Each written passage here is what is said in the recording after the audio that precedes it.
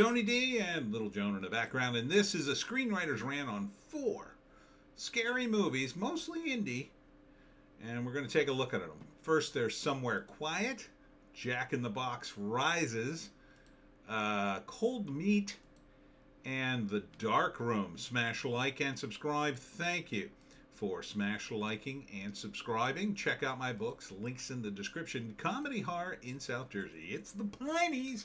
Books 1 through 13 available at Amazon.com. Don't forget, Kindle Unlimited is free. Links in the description. Okay, first up, Somewhere Quiet. A woman survives a terrible ordeal.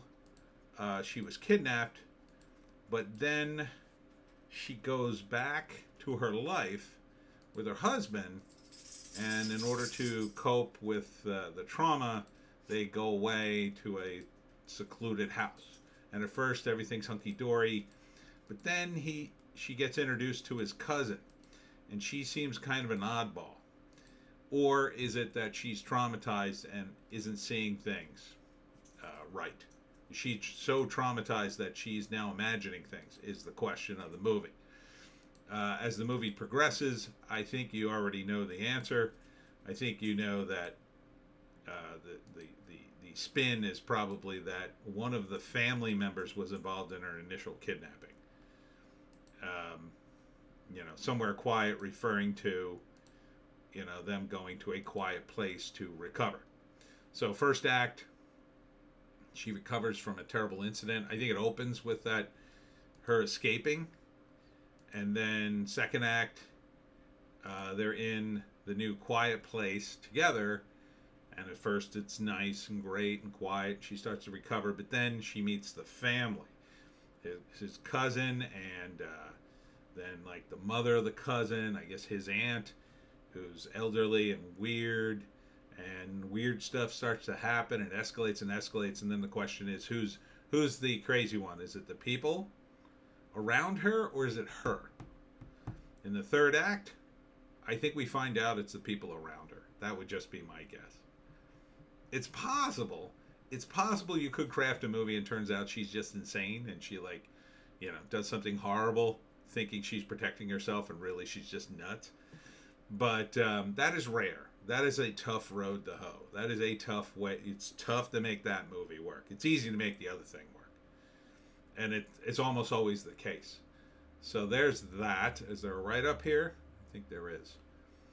Following a woman as she readjusts to normalcy after a kidnapping, her sense of reality begins to deteriorate when she travels to her husband's family compound. So we don't know.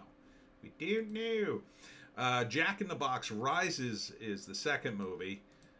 Pretty standard horror movie, out of the box, as they say.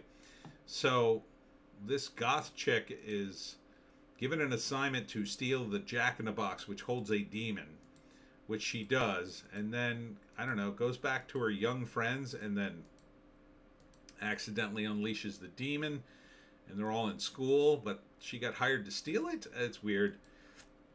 Anyhow, one by one, the demon starts killing people, and will they get it back in the box before it kills everybody, or will it have to kill 6 people before it's over? I vaguely remember a concept like this before, so this may be a sequel. This might be a sequel. I'm not sure. It looks like your standard horror movie. Let's see if we got a... Oh, yeah, here we go. When a creepy Jack-in-the-Box is discovered and opened on the grounds of an exclusive girls' school, the 6 brave students soon enter a fight to the finish against the unleashed demon. It's odd that they set it up that she's assigned by an older guy to steal the box. That's weird. They could have just, had the girls discover it in the old school or whatever, but what are you going to do? So first act, for some reason this older dude hires her to steal the box. I guess he wants it. Second act, the box starts causing all sorts of problems. The demon escapes, starts killing everybody one by one. Third act, they somehow put it back in the box, usually after everyone's dead. Next up is Cold Meat. This actually kind of unnerved me a little, this trailer. Although it's a little vague. It's a little vague on what it actually is, but I think it's a low-budget movie in which this woman here, who's a waitress, I think she's being abused by her tow truck boyfriend here. And then there's a guy in the diner who saves her or helps her, and she ends up going with him.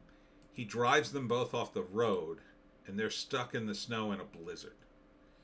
Now they're trapped in the car, and they huddle for warmth and whatever. Eventually, they decide to try to leave, and it's sort of a survival thing. But he gets his leg caught or something. I don't know. But she starts in the trailer starts talking about the legend of someone who eats human flesh. So I think it ties into like a skinwalker kind of thing, a Wendigo, and then he goes nuts, or maybe she goes. They both go nuts and try to eat each other. I'm not sure. There's a lot of weird stuff going on in this. It was a bit unnerving, I'll say, but not big on the details of what actually happens. It's hard to tell. A lot of this may be dream sequences, and some of it's real. It's kind of hard to tell. It's an odd trailer, but it looks kind of creepy. It really does. So, yeah. So like this guy out in the woods. I mean, that's shot right there. It's pretty creepy. And finally, oh wait, did I do the 3-act breakdown? So first act, he helps the waitress. Oh, okay, we got more info here. First act, he helps the waitress. They leave together. They get knocked off the road by the angry boyfriend. Second act, they're trapped in the car. They start to freeze. They start to go crazy.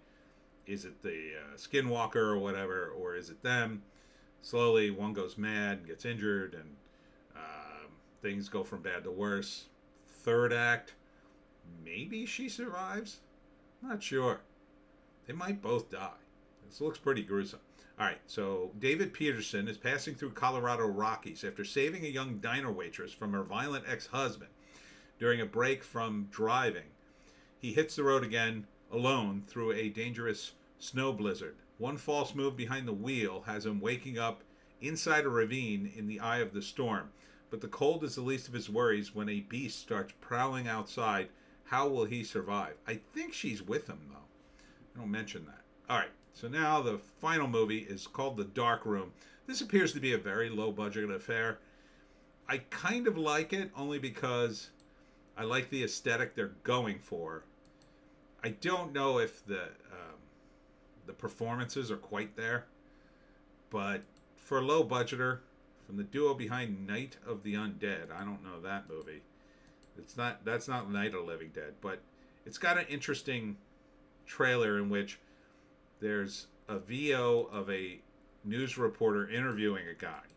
Now the problem with it is it doesn't sound like a real news reporter. That's the bottom. It sounds like a guy just reading lines. You gotta have an intonation of a news reporter. If that had happened, this would have been a lot sharper. But the performances on a low budget, sometimes you can only get actors that are so good. News reporters all sound kind of the same. I'm standing here talking to Mr. Smith, and he's with the sheriff's office.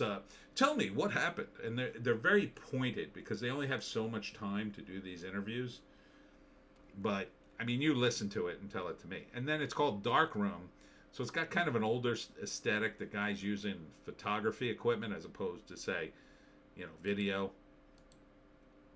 But a lot of stuff is hinted at in this trailer, but it doesn't really come to fruition in it. So, I mean, I like this. It's very old school. I think they're shooting it on film. So I like what you're going for. I just don't know if you're making it happen. And there's a timestamp of the shot. I don't think that belongs to the trailer either. But and I'm not exactly sure what happened. It has something to do with his photography and murder, I guess. So, all right. So that's the 4 movies. Let's see. Do we have a write-up on this one? Yeah. This is from the Kings of Horror. Oh, okay. As murders grip a small town, a photographer uncovers something sinister while developing pictures for a local religious leader. While the body count rises around him, the photographer is pursued by a mysterious woman and also finds his sanity questioned by his own doctor. That didn't really come across in the trailer, I would say. But interesting. Okay, so now to rank these films. So Dark Room, Cold Meat. I love that title. The Jack in the Box Rises, and Somewhere Quiet. Well, I think probably Jack in the Box is the best, like, crafted movie in terms of the amount of money and effects and stuff. But I would put this on the bottom because I know, I mean, you could sense all the beats in this thing. Yeah, so I think a movie like this would kind of bore me. So I would put it on the bottom. Next up would probably be, I guess I got to go with The Dark Room because it just doesn't look executed as well. But I like some of the ideas in it and I like the aesthetic. So maybe I would watch it. I probably wouldn't watch the Jack in the Box Rises, but I might watch this. You know, up to a point. If I got bored with it, if the performances were too weak, I would just bail. And then Cold Meat. I don't know if I could sit through this because it really kind of unnerved me. And it seems like it's going to have a very gruesome ending, and I don't know if I could. I'll tolerate that, but it kind of intrigues me. It's very creepy, but on the top is Somewhere Quiet. I think it's got a good balance here. Because I'm intrigued by the plot, even though I don't like it when a lot of the movie hinges on a character's sanity, because I think that's a bad choice. In this case, you know, I think I know what they're going for, so I'm okay with it. But they could surprise me and totally make her insane, which would be a big twist, you know? They don't do it often, but every once in a while. So imagine you're watching this movie and you think the whole time the family around her is trying to drive her insane. She eventually, you know, turns the tables on them, you think, and kills them all. And then the big reveal is they weren't trying to drive her insane. She just murdered them all. That would be a pretty horrifying revelation. So this would probably be at the top of my queue. Then Cold Meat, then the Dark Room movie, and then maybe the Jack in the Box Rises. That strikes me as a movie that I would have watched back in the 90s with my friends. We would all went to see the movie and kind of laughed at it, or watched it on, a rental, as we used to do. So that's it. 4 horror movies. Yeah, if you like horror, there's got to be some in there for you. And that's it for me, Tony D, and Little Joan. Check us out on Odysee, Bitchute, and Rumble for our more base takes. If you can find a more base take, I say take it. I will be in North Cape May on February 6th at Complete Care for the residents there. And then on the 10th, a public event called I Heart Horror. And that's in Sayreville, New Jersey. That's going to be the big one. That's going to be the big one. I know I'll be talking about it for 9 more days. Anyhow, thanks for tuning in. We'll see you